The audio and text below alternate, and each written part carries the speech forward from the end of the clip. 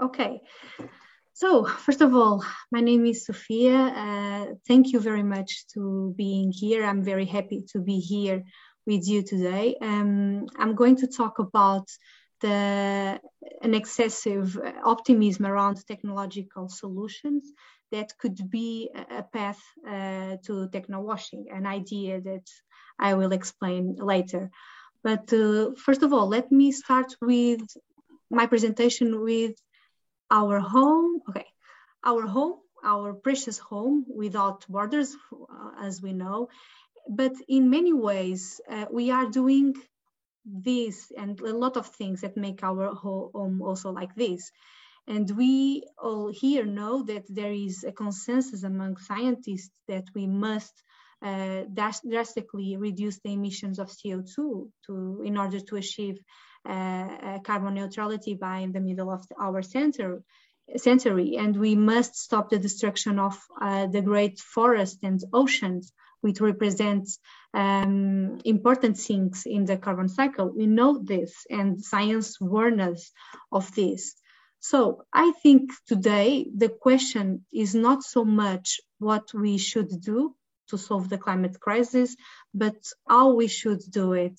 So we definitely need to improve renewable solutions.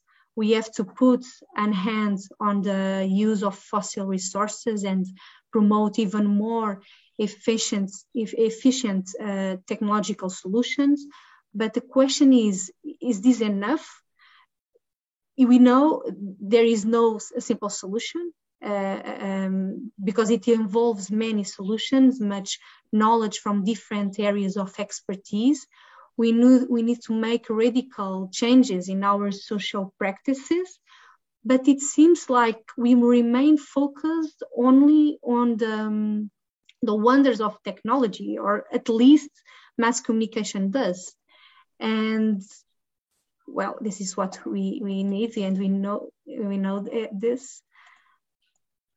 And I'm here to talk about the over optimism that exists around technological solutions. But first of all, I need to introduce here an important disclaimer, because it is obvious that the role of technology plays in the fight against climate change. We know it is absolutely important. We need to invest in renewable energy, in more efficient solutions technologies. It is absolutely true.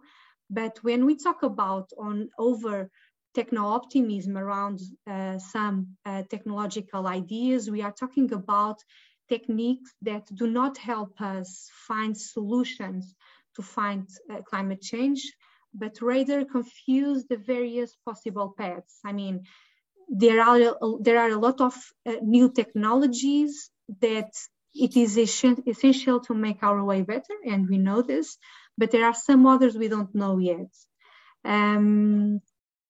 So what do I mean by this? Let me present you some ideas. First of all, there are many technological ideas that are being communicated today by different stakeholders or opinion leaders as real solutions in fight against climate change, even if we are not sure of its effectiveness. And there remains the idea that more technology will solve the problems that our previous technology caused.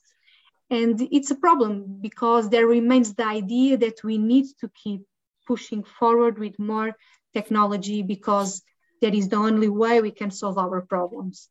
And this remains the idea that replacing the resources is enough to solve the problem. We need a lot of these kind of solutions like circular economy, but we need, it is important, so is reduction. So it is important.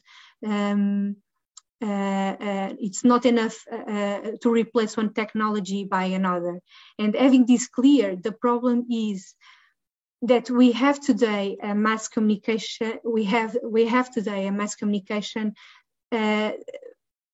promoted by several stakeholders and opinion leaders around these ideas that I called in my recent paper, which I invite you to read, techno-washing, by analogy with greenwashing. Greenwashing could be defined as behavior or activities that make people believe that a company or a country is doing more to protect the environment than it really is. And techno-washing is similar. Techno-washing also consists in organizational and political practices that promotes excessive optimism about techno-scientific solution as the solve to the climate crisis. And because of that, it promotes utopic technology-related ideas in order to deflect attention from the real problem. So when we are talking about new technology or new technological ideas to solve any problem caused by us, we need to be careful. And there are some problems of techno-washing, and we can find several problems that an excessive techno-optimism raises. For example, it deflects the attention from the necessary reflection on the economic and political model that we used to see in the largest economies in the world, and which are the ones with the most serious ecological footprint.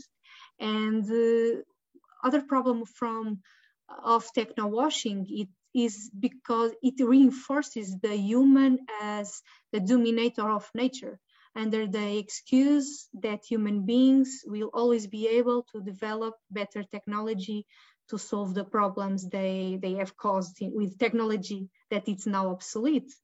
Techno-optimism practices are used also to ensuring continued business growth, financial returns, and corporate image or reputation, since investment in these techniques will deflect attention from planet-damaging practices promoted by both countries and companies. And the last three we can say is that the excessive optimism in technology delays the implementation of more strong public policies as it becomes dependent on what science and technology provides. And that's why we need to be careful when we are talking about technology or new technological ideas. We tend to look at it as a lifeboat, and it's normal because it will help without doubt, but we need deeper change than a simple replacement of technology. And we need to look carefully what kind of technology are we talking about, or the main ideas behind it. And the problem, a problem is because we can be manipulated without realizing it. And there are some techniques that we should be aware. I merged them into these three main areas you see here.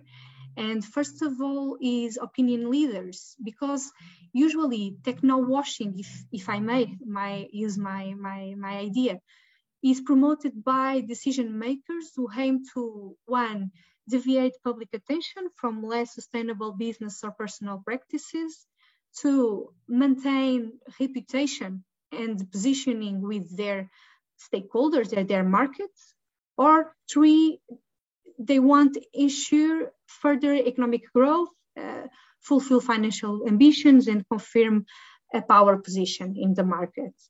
And that's why the mentor, the leader opinion plays an essential role, because they assume themselves as avant-garde promoter of revolutionary and innovative ideas, encouraging people's imagination. They sell the idea we humans get everything, and it's a good idea, pretty good for the ego. And we have other problems, because these new technological ideas are driven by more and more powerful communication and marketing campaigns, and many times these campaigns use images that we usually see in movies, for example. we see a lot of images on movies that in any point make people think that this is possible in real life. For example, I choose some here. Who wouldn't like to imagine a fantastic trip to Mars full of adventure, as the movies show us so much, and sometimes it's difficult to separate the two realities.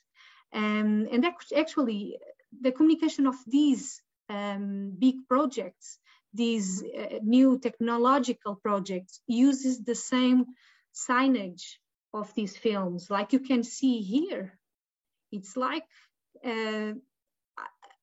science fiction in our day life, or even here. How fantastic would it be live in the city or in the building that can capture my CO2 and storage them in the common space. The question is it feasible? Because communicating science as a product, it's not the same thing that communicating science. They are different things. It is important make science communication, but use communication or technology like a product could be a huge problem. And that brings me to another important point, my last point, that it is oversimplification. What I want to say is it is absolutely important to simplify scientific concepts so they can be easily understood, but it has to be a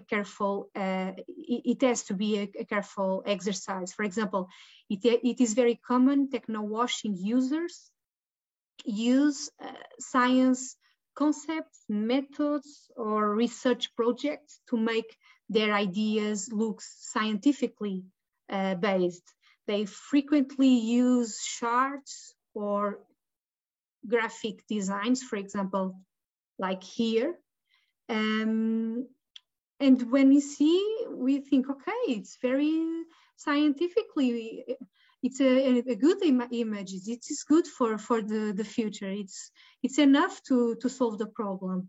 And the problem is that in many times they are true, these kind of charts are true, but they are decontextualized. For example, let's think about geoengineering. Many projects are used in communication campaigns by the mass media and different opinion leaders and different companies as available solutions in the fight against climate change. However, we know, and there are several scientists that say that although they are valid ideas, that's what science is all about and technology is all about, their effectiveness still needs to be checked.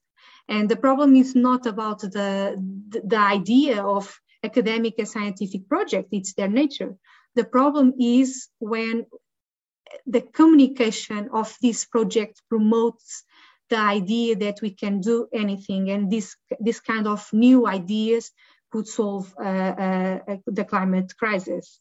You know, the idea that we just need to put iron fillings in the ocean and that's it, or we can grow plants on Mars just by compressing the atmosphere. It's not that simple. And those who don't know so much about the complexity of nature or chemical or natural systems are left confused, or worse, with the feeling that someone or some technology will solve the problem for me. Because science and technology, it's not the same thing.